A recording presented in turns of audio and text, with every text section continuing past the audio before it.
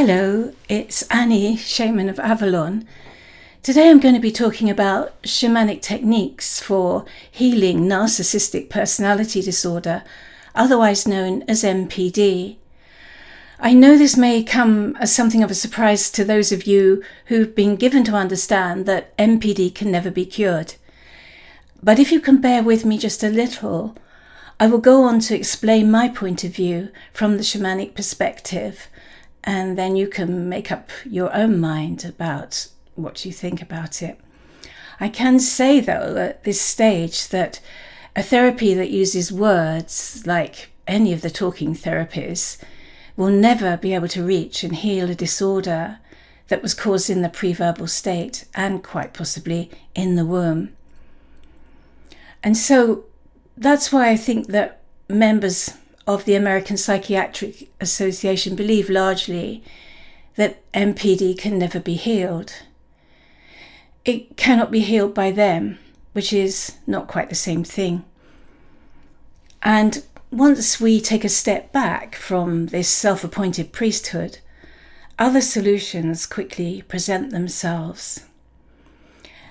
You will notice throughout this video that I use the terms narcissistic tendencies and Narcissistic Personality Disorder, or NPD, because it is really just a spectrum and a matter of degree. The truth is, we all have narcissistic tendencies for reasons I'll go on to explain later. But first, for those unfamiliar with the term Narcissistic Personality Disorder, here's a brief definition. In a nutshell, those suffering from NPD tend to have an exaggerated sense of self-importance, an insatiable craving for admiration and attention, and they are unable to experience empathy for others' feelings. If you've ever been unfortunate enough to be in a relationship with a narcissist, you would have been subject to a form of manipulation, which begins with being showered with what seems like love. This is called love bombing. The love bombing stage is when the narcissist really gets their hooks into you, and it usually ends after a few months. It is as if someone had flipped a switch when it instantly turns to its opposite: unending and irrational hatred and criticism, emotional abuse and incandescent tantrums, or raging to the point of violence.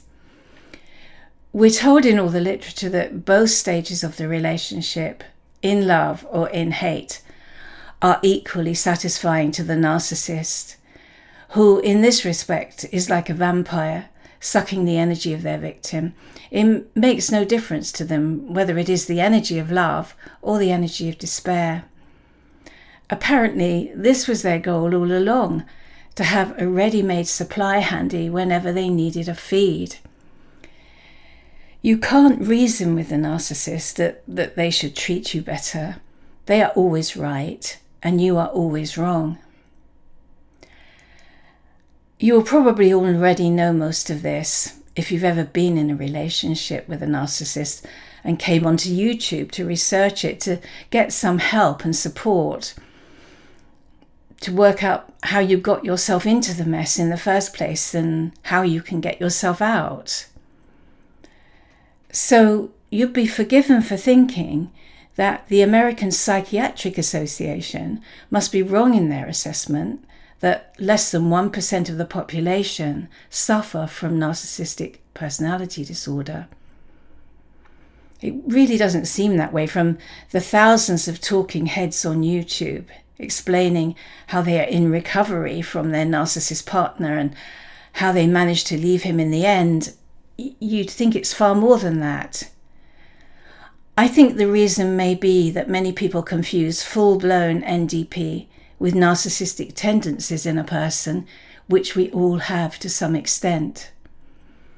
But anyway, all the cries for help and support are solely from the victims, and there doesn't appear to be any remedy or succor being offered for this manifestation of pure evil itself, the sufferer of NPD. He is just the fall guy. He's the villain in this online pantomime. I sometimes feel like shouting, "He's behind you!" But it is from that source that you would have learned that there is no cure for MPD. Oh no, there isn't. Oh yes, there is. Well, apart from the problem of using talking therapists to tackle a cause that developed in the pre-verbal stage, there is another factor that plays into that judgment. Although much of this enormous school of thought on YouTube presents itself as a great and glittering edifice of the distilled thought of the wise, it is a bit more like the facade of a Potemkin village. A lot of it, probably most of it, has been spawned by the work of just one man, Professor Sam Vaknin. I think that the fact that the primary source for the diagnosing of MPD is just one man is dangerous enough in itself. But on top of that, Vaknin himself admits to being a narcissist. In fact, it seems to be one of his unique selling points. He's kind of telling it to you from the inside. He's the insider who can give us all the dirt on what it's really like to be a narcissist. But to rely on him when he says that MPD can never be healed is about as sensible as relying on a congenital liar when he insists that lying can never be cured. Don't get me wrong, I sometimes listen to Vaknin. He gives good value. He's a very intelligent and erudite man. He's also quite witty. But in his domination of this cod psychology entertainment market, he's a classic textbook case of what the full-blown narcissist does. By owning the floor on the whole issue, he's getting lots and lots of attention. After all, isn't that what Vaknin himself has taught us? That it is all the unfeeling narcissist wants at the end of the day: attention, a big audience so they can sink their fangs into a big feed, all the better to eat you with. To me, when a show offers no solution, but only problems, then it is in fact a form of psychic vampirism in itself, which is admittedly most entertaining, but it doesn't help those who suffer from MPD. It only provides a stick for those who make a sport out of labelling those who they don't like or feel wronged by as a narcissist, as if pathologizing what we used to consider to be a hard life experience makes it better. Unfortunately, it's given rise to a whole swathe of those who believe they are victims of narcissists and who call themselves empaths, implying in that one statement that they are more sensitive than most of us and are therefore holier, or at least holier than the diabolical narcissist. But how can they possibly know whether they have more empathy than others? Is it more likely that the empath tag gives them a handy vanity mirror to gaze into as they lick their wounds over their last encounter with the narcissist from hell who ran off with their heart and all their money? There is certainly nothing about empaths in the DSM, the Diagnostic and Statistical Manual, which is considered to be the Bible on the study of psychological disorders. So maybe it's time for the empaths to start to show some sympathy for the narcissist and to be open at least to looking for ways to heal the condition. Okay, so now I've explained how the person suffering from MPD is commonly perceived and given my reasons for questioning some of it. I will come on to the cause of MPD and how shamanic healing therapies may well offer the cure. There are some very powerful shamanic techniques that dissolve the very cause of MPD. The cause is the deep-seated shame and guilt, which gave rise to the condition in the first place. There is, for example, healing of soul loss, otherwise known as shamanic soul retrieval. Now, this term, unfortunately, is probably misnamed. One can never lose the soul. It is more a part of the personality that goes missing, that needs to be found and brought back by the shaman, which he has done for countless thousands of years. The trouble is, much of the nomenclature in shamanism comes from the interviews of anthropologists at the beginning of the 19th century with shamans all over the world. These anthropologists translated what they learned into words that made sense to them as Christians. And so the term soul retrieval caught on and stuck, and so we are stuck with it, I'm afraid. But what is soul retrieval or soul loss? That's the part I'm going to explain to you now. And once you understand it, I hope you'll see how shamanic soul retrieval could be the perfect healing modality for a whole load of deep-seated subconscious issues, including those that burden down the narcissist.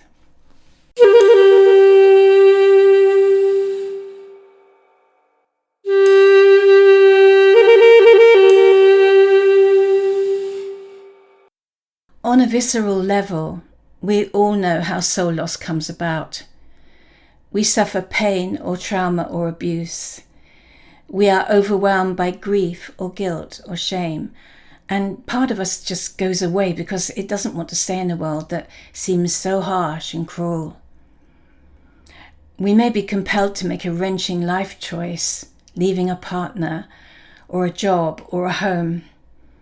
Part of us resists that choice and parts company with our dominant personality, clinging to the old relationship or the old place, perhaps out of guilt or shame.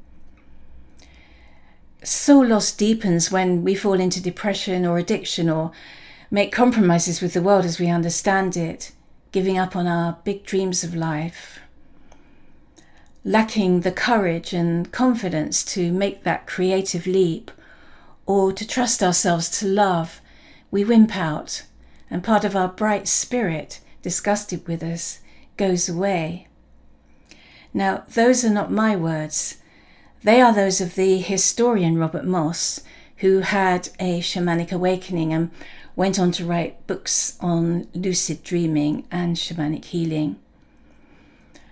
Moss goes on to say, good therapists can help us to recognize parts of ourselves we have repressed and denied, including the famous shadow, the term especially favoured by Jungians for what we have tried to relegate to the basement of the personal unconscious because we'd rather not own it as a part of ourselves.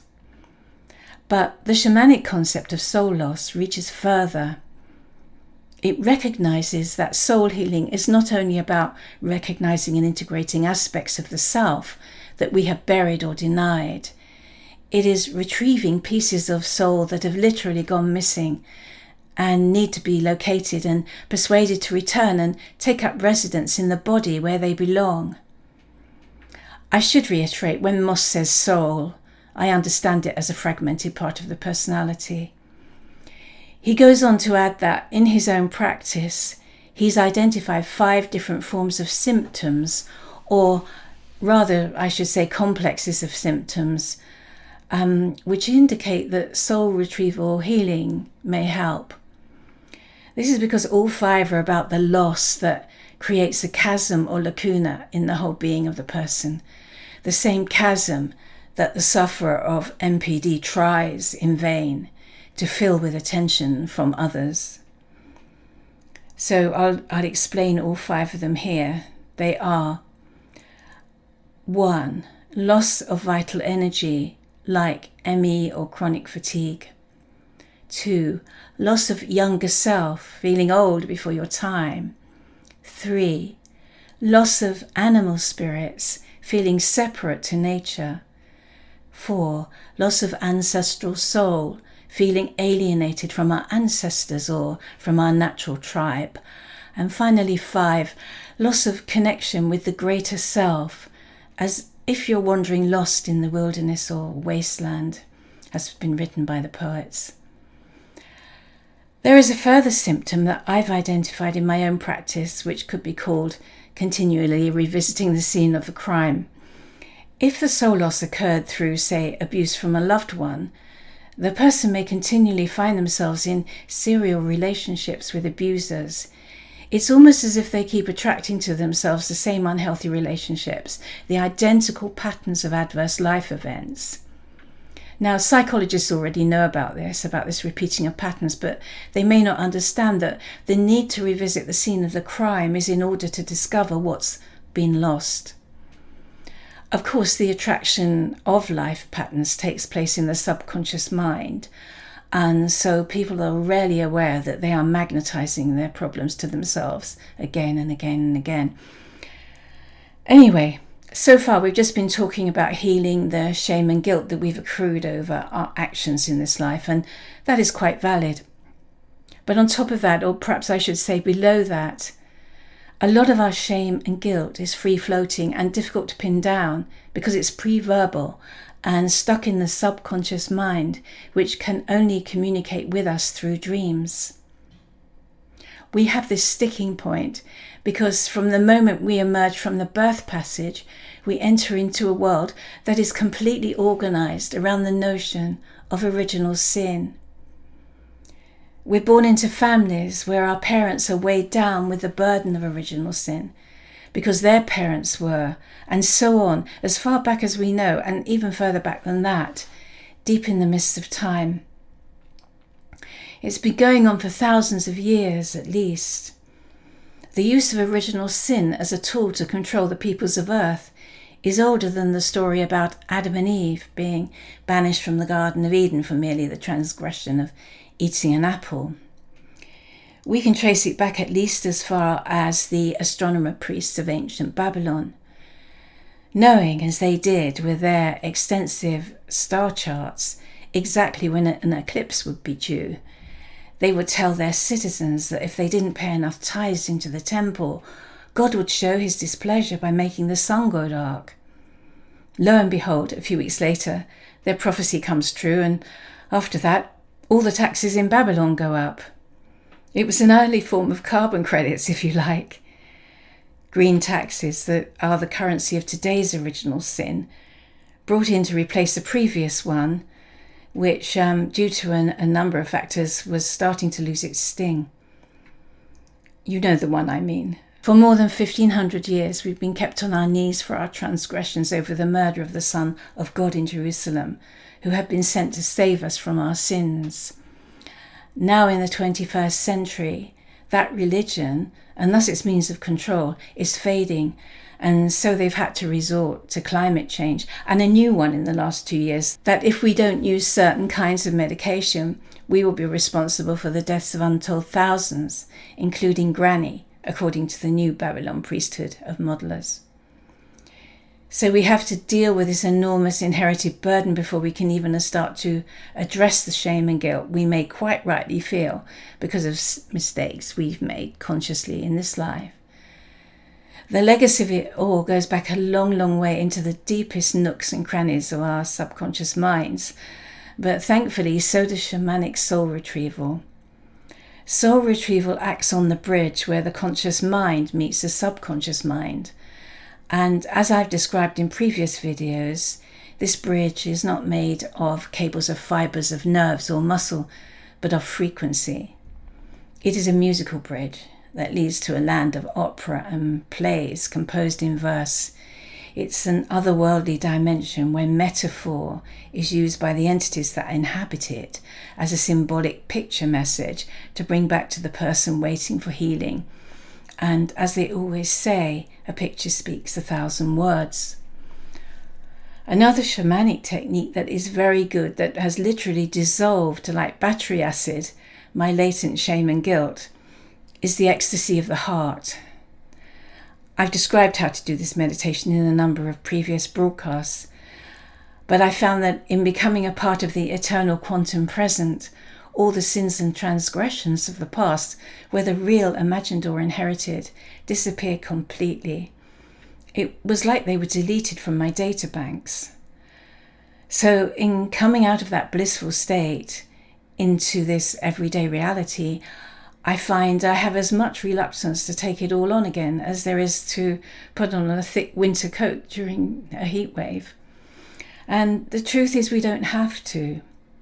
It's not selfish or self-centered work. In fact, it could be considered selfish not to address that part of our spiritual evolution. How we feel is what we transmit to others, and it impacts on how they feel, and not just in this world. In shamanic terms, soul retrieval is part of a wider piece of work which is called redeeming the ancestors. Undergoing a soul retrieval is part of redeeming the ancestors because its power is so strong and far-reaching that it is able to stretch back to effect healing up to 7 generations into the past and 7 generations going forward into the future. In other words, in breaking free of that thick winter overcoat, you'll be saving your whole family line for generation upon generation from the burden of suffering caused by the sort of shame and guilt that leads to narcissistic personality disorder, which was never really theirs to bear on their backs in the first place. To conclude, the shaman can offer healing to help those suffering from narcissistic personality disorder, and yet how do we persuade those who need it to come forward when narcissistics are famously blinded by their own fake omnipotence? And let's remember, nothing is ever their fault. At the same time, you might be wondering how you can tell if you or others have narcissistic tendencies or even full-blown NPD. Well, let me ask you this question. Do you have a pulse? For all the reasons I've explained here, we only need to look in the mirror to find our first client for shamanic soul retrieval or for the ecstasy of the heart meditation. So the next step might for us be to stop otherizing others who we don't understand and therefore cannot help.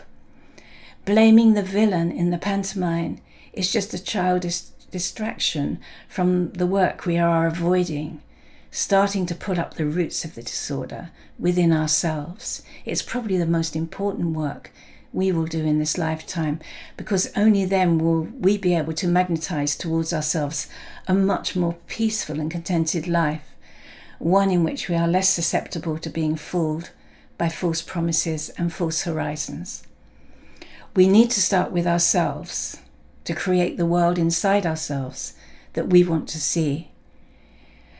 So this year I'll be doing one-to-one training sessions for shamanic healers and therapists who want to experience and then go on to learn how to do soul retrieval for others. So if you're interested, please do get in touch. I'll be opening up again after the spring equinox. Or if you'd like to experience a shamanic soul retrieval for yourself, I'd be very happy to give you one. So that's it for now, and I do hope you go on to have a shame-free and guilt-free day today and into the future, and I look forward to seeing you next time. You've been listening to me, Annie Dieu-Le-Veut. All my books are on Amazon, and if you'd like to support my work, I'm on Patreon as Shaman of Avalon.